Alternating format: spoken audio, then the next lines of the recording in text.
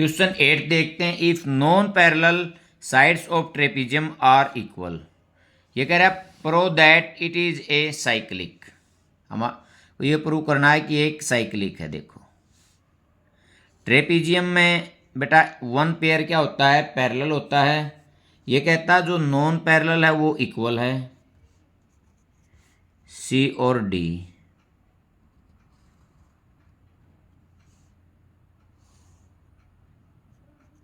ठीक है, गिवन में लिखते हैं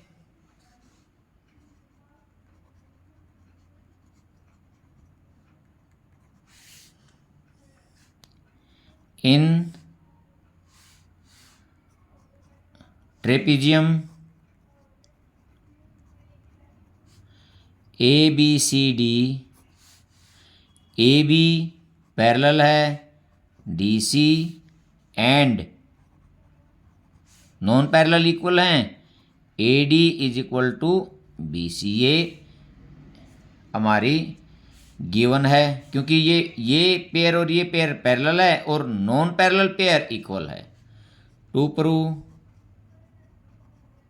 हमारे को प्रूव करना है A B C D is a cyclic quadrilateral.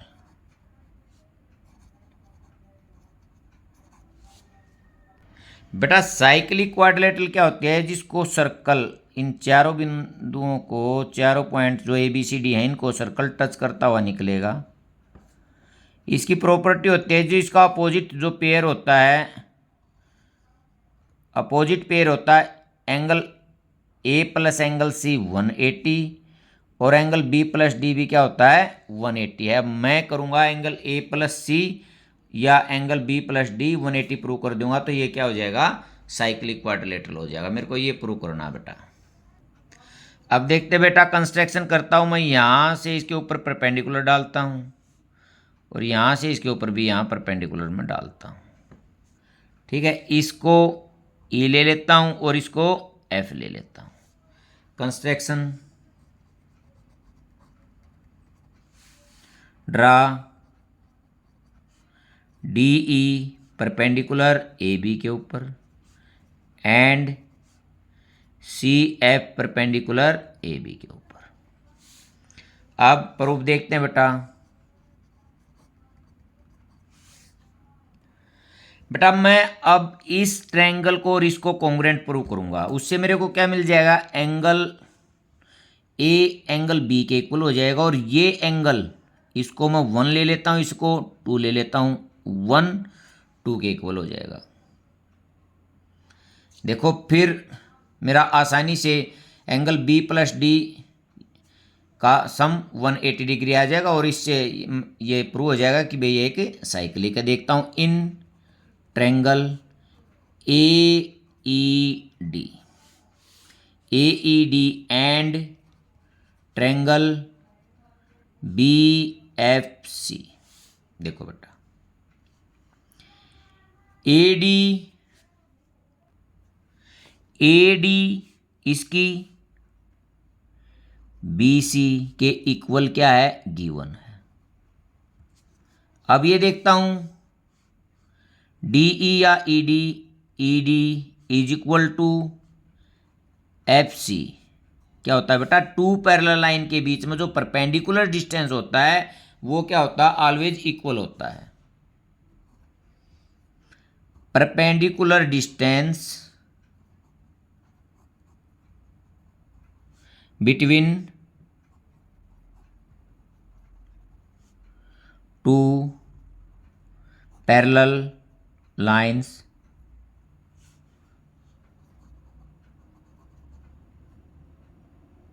is always equal। ठीक है, ये भी इक्वल हो गया। अब angle E is equal to angle F H 90 degree.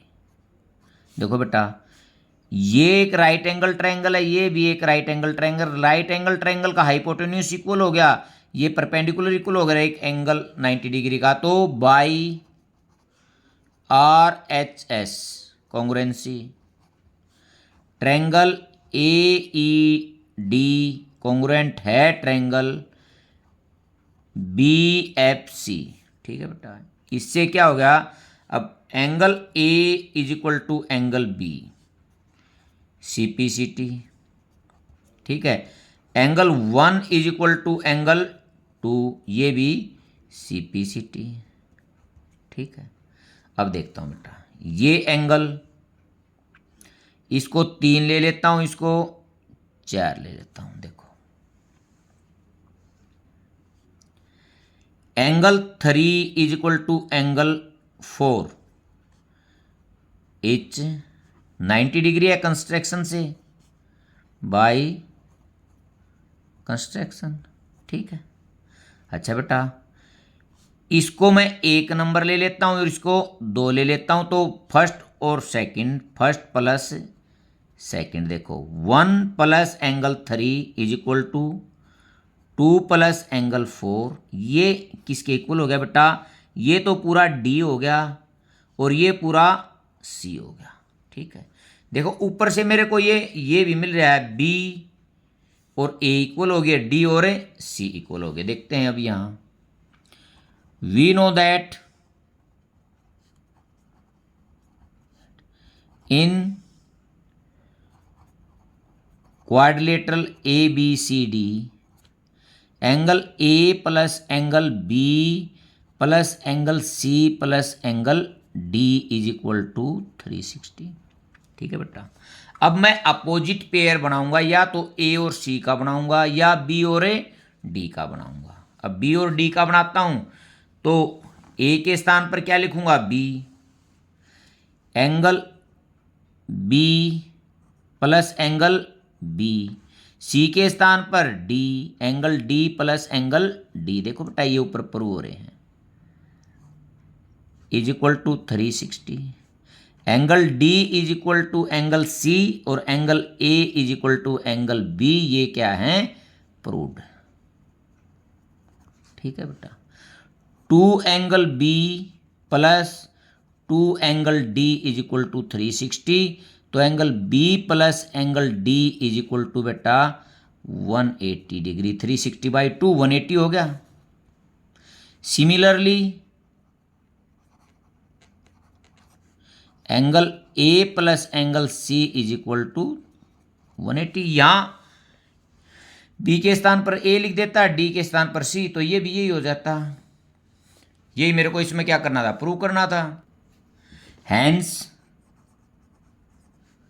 ABCD is a cyclic quadrilateral.